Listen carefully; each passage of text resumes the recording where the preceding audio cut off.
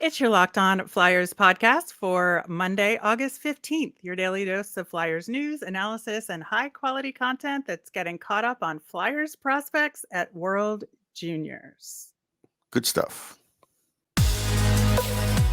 You're Locked On Flyers, your daily podcast on the Philadelphia Flyers.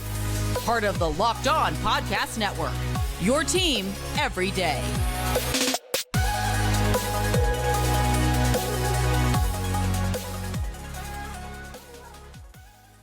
Hello, I am Rachel Donner. You can find me on Twitter at rmiriam. I'm here with prospect expert Russ Cohen, who's on Twitter at Sportsology. Thanks for making Locked On Flyers your first listen every day. You can follow us on Twitter at Locked On Flyers. You'll keep up to date on all the Flyers news and our episodes, all that good stuff. You can also email us at lockedonflyers@gmail.com. Today's episode is brought to you by BetOnline. BetOnline has you covered with more props, odds, and lines than ever before. BetOnline, where the game starts. We are going to check in with World Juniors so far and especially focus on the Flyers prospects in the tournament. It's Monday, so we are going to name our Nemesis of the week. Always a good time for me in our schedule of the show. Locked On Flyers is free and available on Apple Podcasts, Spotify, Odyssey, wherever you are listening. So subscribe. You'll get all of our episodes here on the Locked On Podcast Network. So, Russ, we are partway into World Juniors right now. And just programming note, we are recording this before Sunday's games results are known. So we'll be talking about pretty much the first three games for each team in the tournament so far. I want to start with Team Canada because, of course, we have two prospects on that team. And check in on Tyson Foerster and Elliot Desnoyers. And I think both of them are having a decent tournament, but I think that Tyson Foerster's tournament is getting better as it's progressed. And, he started out with 14:30 time on ice, went down in the second game, but went back up in the third game, and it really paid off for him.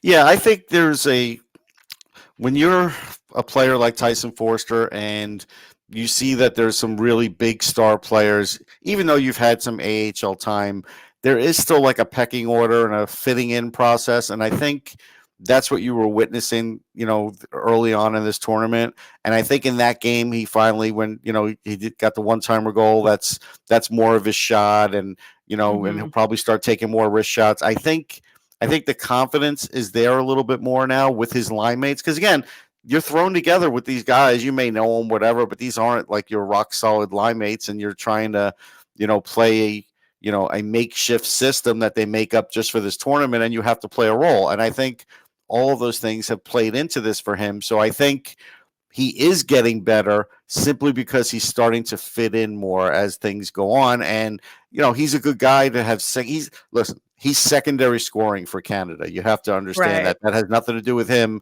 That's just the makeup of the team. Yeah. And, he got that really nice goal that you mentioned. It was in the third game. It made it 5-1 for Canada over Czechia, which was the final score of that game. So he scored the only goal of that last period. And for Team Canada, that was, I think, the first kind of tougher competition they had in the tournament thus far. And to see Tyson get that kind of opportunity and take advantage of it was really good. He had just gotten one assist on the Zellweger goal in their 11-1 win over Slovakia. So just like a very small part of the huge offensive output of that game. And so I think a lot of people were impressed by that goal too, because it was an absolute rocket of a one-timer. It was. It's his bread and butter, like you said. Yes. And so I think that'll give him a little bit more confidence, and maybe they'll put him in some better situations. He was on the second line in that game, which was good to see. Yeah, and I think he could stay on the second line.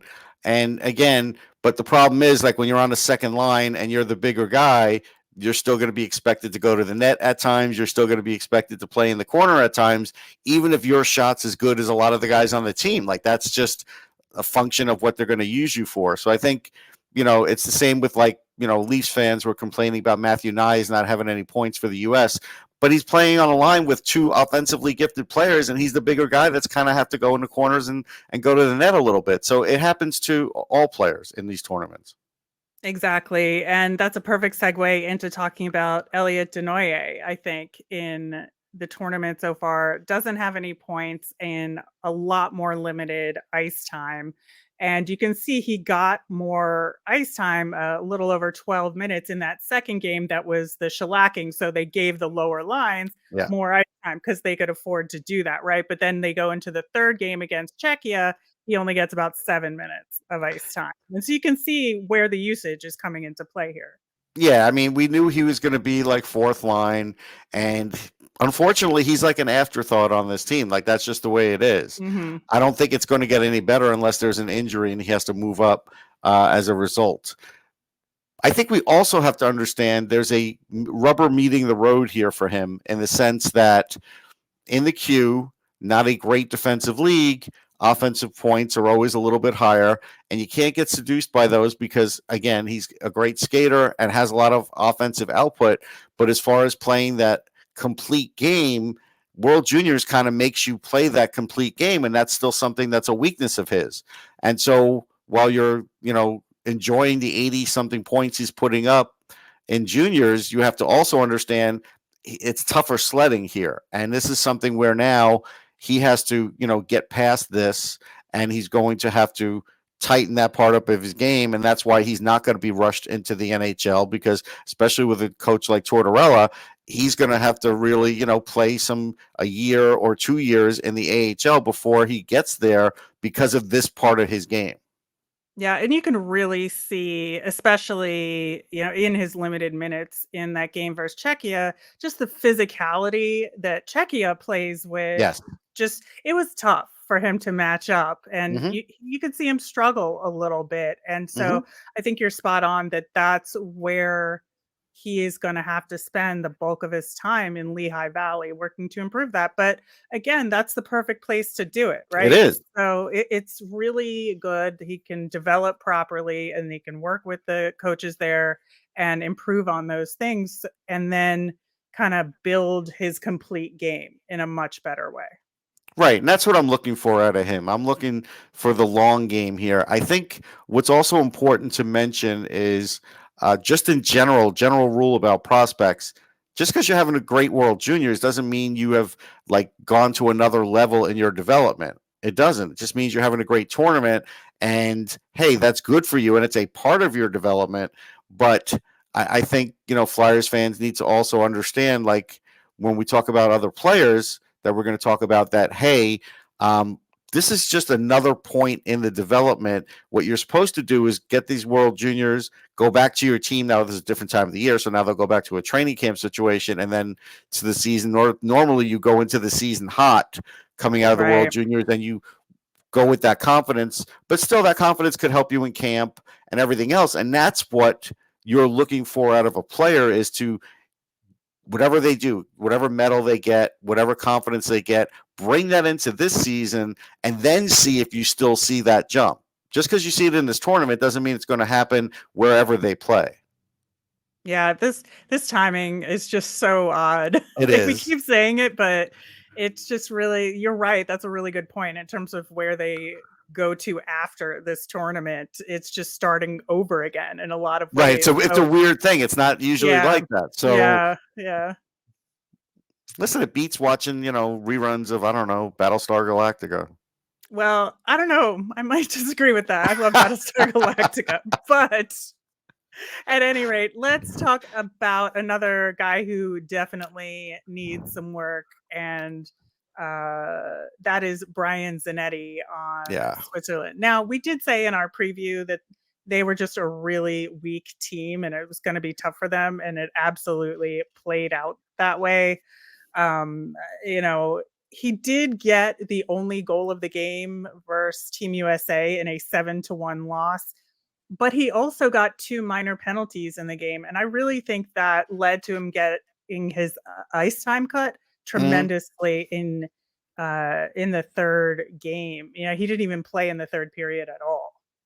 Yeah, I think, and again, we are lacking viewings on Zanetti, other than what we saw in camp, and I've watched a little bit of his junior play, but he is a mostly offensive guy, and he is going to have to figure out like better body positioning and how to cover some of the more elite players that he comes up against. Like that U.S. team, everybody's a great skater. Mhm. They're even though they may be missing some stars, there's some amazing players on that team, and because he's with Switzerland, he's playing up in their lineup, so he's going up against guys like Logan Cooley and Matt Coronado, and these guys can skate, man, and they control the puck, and some of them are at a higher level than what he's facing in junior hockey too. And so that's something else that is new for him. And so right now, this is a big challenge for him. Like this is, he's going to need, another really good year in the O. I think he's available to come back next World Juniors, but I could be wrong about that. I forget his age exactly because we're in this time warp. But if he could get another World Junior in, it would be great for him. So it's one of these situations where, hey, your expectations shouldn't be super high for him anyhow, but he does have offense in his game and he can play a bit, but there's a lot of development that has to happen with Brian Zanetti. Yeah, I'm certainly glad he will have another year in the OHL to work on some of these things and maybe hit up Phantoms practice at the end of the season Yeah. if he can do that. Yeah, and that's sometimes really good at the end of a year to do that, and that would just be again more playing against more professional players. That's going to be a big deal because we have to remember in this tournament there are some guys like Donovan Sabrango has played like 90 something games in the AHL. It's more than usual as far as some of these guys with pro experience. Like Mason McTavish played longer in the NHL than he normally would when someone goes and takes a break, right, to go play the World Juniors. Because it's like this, he's already had an NHL season. So, big difference. Absolutely. All right, we are going to talk about Emil Andrae and a couple of Flyers tidbits coming up next. But first, we're going to talk about Built Bar. If you haven't tried Built Bar Puffs yet, you are depriving yourself of one of life's greatest joys. And guess what? There's a new flavor. Delicious, indulgent cookie dough covered in chocolate. That's right. Built has done it again. Let me introduce you to your new favorite, cookie dough chunk puffs. Have a light and chewy texture, real cookie dough chunks, and of course, they're covered in 100% real chocolate. All the joys of eating cookie dough without the hassle of making it. Plus, it's healthy for you. Cookie dough chunk puffs are only 160 calories, and they have a whopping 15 grams of protein in them. Run to Built.com to snag a box for you and your family. It will be the perfect treat, or you could find a really good hiding place and just hoard them for yourself. What's great about Built is that all their bars are made with collagen protein, which your body absorbs more efficiently and provides tons of health benefits. Eat something that tastes good and is good for you. You are going to love new cookie dough chunk puff, whether you need a snack for your workout, a late night treat, or just need to grab a quick bite. Built is the perfect protein bar, and they taste better than a candy bar. Ditch the calories, fat, and sugar. Grab yourself a Built bar. Go to Built.com, use promo code LOCK15, and get 15% off your order. Use promo code LOCK15 at Built.com. All right, so Emil Andrae on Team Sweden is indeed the captain for Yes. that team. We thought he might be as such because he's done that in the past. And he's having a pretty good tournament, all things said. 2 goals, 1 assist in 3 games played. And in the second game, especially, he scored back-to-back goals for Team Sweden. 2 very different goals, but both very nice. And it's good that he sees different things. I like the second goal, especially because it was just like a shot from the point in through a lot of traffic. And it's the kind of thing where you either hope it miraculously goes in or somebody else can get a rebound off it, right? Or a redirect. Yeah, that's the kind that really does help your team out when you shoot those because, like you said, it's not necessarily going to be your goal, but somebody could knock it in. I actually like these short side goal better because I just think it shows a little more skill.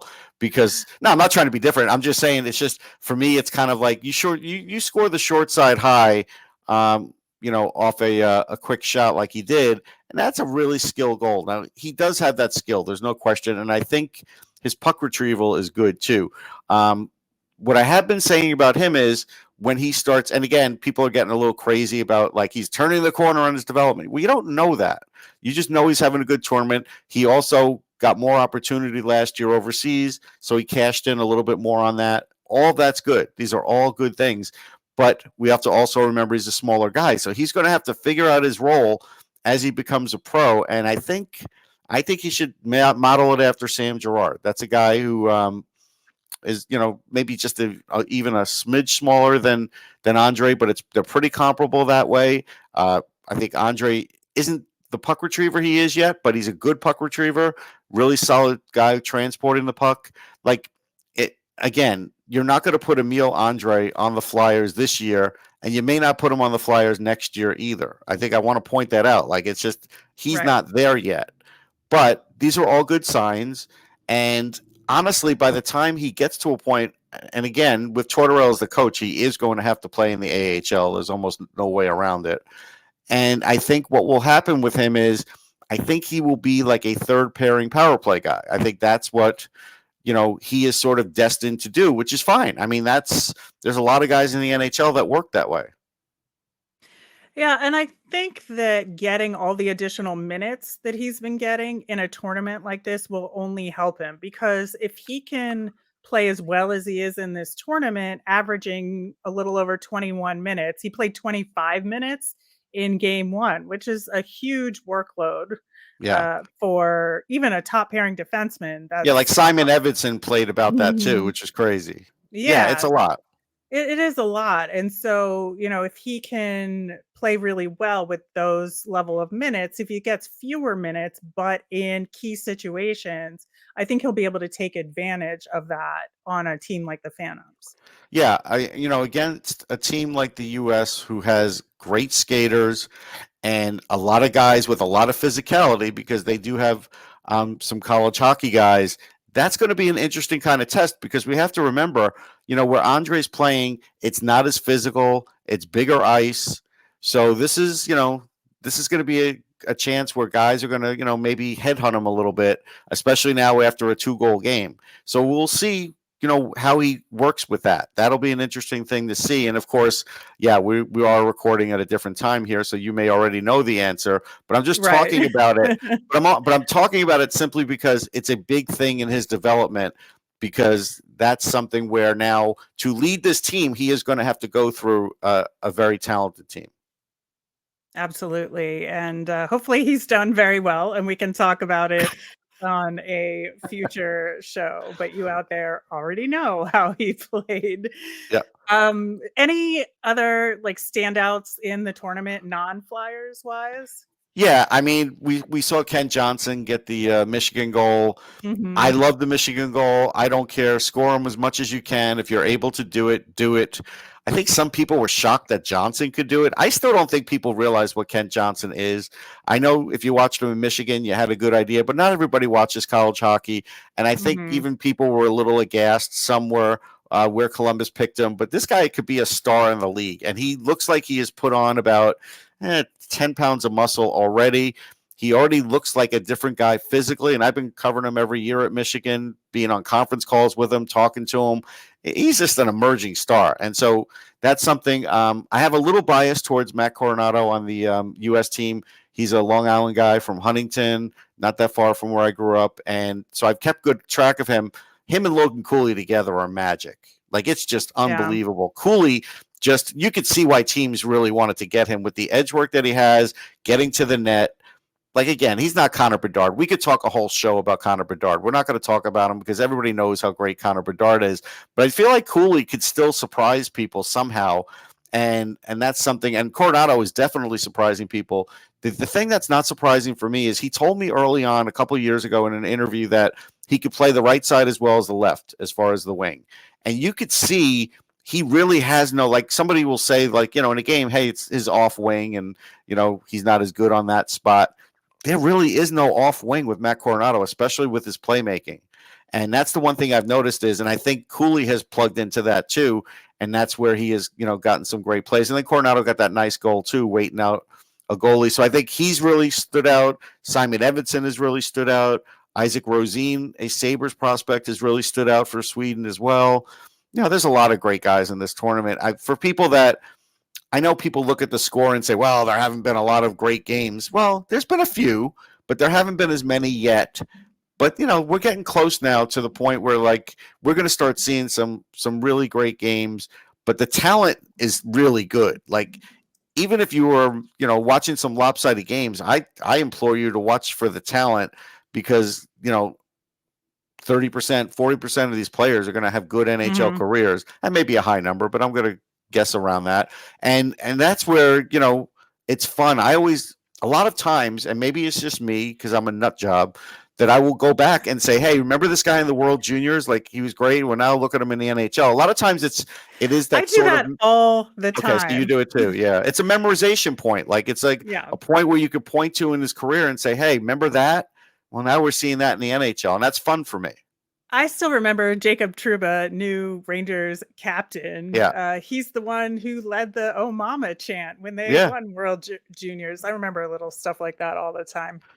Yeah, it's fun, and I was at that World Junior camp that Trouba was in, and he again, when you get players like that are so invested in these tournaments because their patriotism runs really high. Like Edvinsson said, hey, I didn't have to play in this tournament. I wanted to. I didn't care when it was. I feel like I need to win a medal for Sweden, and that's why I'm here. Yet there's other players that aren't here. That's just their prerogative. Yeah, I loved Mason McTavish's goal in Game 3 for Canada, the Ducks prospect. It was just extraordinary. What a move he made in that one. Yeah, look how much pro experience he has because he played overseas and he's played in the NHL. He has more pro experience than most do, but he's amazing. He really is. Yeah. All right, a couple of quick Flyers news notes before we get to our nemesis in the next segment. But there was an update on some of the Russian hockey players dealing with their legal troubles. And Ivan Fedotov had the first hearing in his legal proceedings in Russia. And they've apparently filed a lawsuit suggesting that the conscription was illegal because he's registered out of Moscow and he got picked up in St. Petersburg, which is apparently a different zone or something like that. But it's kind of a last-ditch effort, I think, to get him out of the military service. He's not getting out of it. I think we all realize at this point it's probably not happening. It's nice that they're trying, but I don't hold out much hope for it. No, not at all. All right, we will have our nemesis coming up next. All right, just another quick note. Congratulations to Scott Gordon, who got an assistant coach gig with the San Jose Sharks. I think it'll be a really good thing for him. He's got so much experience and was such a great coach for the Phantoms. And I think he just kind of has been put into some unfortunate situations like he was with the Flyers, not really given a true chance. Yeah, I mean, they've got Mike Greer, they've got David Quinn, and now they have Scott Gordon. This is the start of something good, I'm telling you. Yeah, I think so too. Our nemesis of the week, if you are newer to Locked On Flyers, every Monday we look around the world of hockey and for the Flyers and say, who is bothering us the most? What is getting our goat in Flyers land? And last week we talked about in our World Juniors preview that we shouldn't be too hard on the kids, that they are younger players and you have to sort of treat them as players in development and you can't put NHL expectations on them, right? Right. This week for me, as we've been starting our mini series on other Metro teams, we've talked to the Islanders hosts, we had technical problems with our interview with the Canes host, which we're going to redo and bring you that tomorrow, hopefully. I think it's really for me the rest of the Metro. It's my nemesis this week because it's just so clear that a lot of teams have either taken steps to stabilize themselves and stay at least at the same level. I would say like Washington. I Yeah, even think, the Rangers, you could say, did that yeah, too. Yeah. yeah. And that a lot of teams have taken steps forward, and the Flyers are just stuck at having maybe taken a step backward in some ways, but certainly not improved, at least on paper this off season. And so that is why the rest of the Metro is my nemesis this week. Well, my nemesis is I am a known pumpkin spice hater, and when it's 100 degrees out or 85 degrees out in August, and some places decide like August 3rd, August 10th to start rolling out pumpkin spice, I just get crazy because it's like it's not fall. It's not even close. If you want to go September, I'll leave you alone. It's fine. But early August, way too soon. So that is my nemesis. I hate to see it, and it just bugs me. And it takes up my big beef is a lot of companies that go all in, it takes up the shelf space of stuff that you really like, and they don't generally stock up on as much as, let's say if it's regular Oreos that you like and they're putting in the special pumpkin spice ones, well, they got a massive display for that, and then all of a sudden there's not as many regular Oreos for you, and it's like I always feel like I'm missing out on the things that I like because of this flavor, so I hate it. You definitely have a lot of feelings about this, Russ. I do. Yeah, I don't like pumpkin spice, but I don't hate it. Like, I don't begrudge anybody who does like it. Like, enjoy what you want to enjoy. But I do understand what you're saying in terms of the creep. It feels like December holiday creep that now starts at the beginning of October Yeah. instead of Thanksgiving. It's Yep. like the pumpkin spice starting is moving up It's and up and August. up. Pretty soon it's going to be July. Yeah. I'm warning everybody when it starts to July, don't come crying to me. That's all I'm saying. Yeah. Wrapping up with our Flyers fun thing, it's of course Tyson Foerster's goal for Team Canada in World Juniors. It's such a rocket. I've watched it probably 10, 12 times now, and he just lets it rip, and it's a lot of fun. Yeah, I mean, the biggest thing you take out of that shot is it shows that his shoulder is healthy. That's what I take out of it. Yeah, that is absolutely a good point. All right, we are going to hopefully be back tomorrow and bring you that Carolina Hurricanes We're going to try rival check-in. And so a special off-season Tuesday show. We will be back again on Wednesday as well. So send in your mailbag questions via Twitter at Locked On Flyers. You can email us at lockedonflyers@gmail.com. I'm Rachel. I'm on Twitter at rmiriam. That's RMIRIAM. I'm Russ. I'm at Sportsology, SPORTSOLOGY. You made us your first listen today. Now make your second listen Locked On NHL. Locked On experts give you a daily 30-minute podcast on all things NHL all year long. Stay up to date on everything in the hockey world with Locked On NHL, your daily NHL podcast. Have a great day, everyone.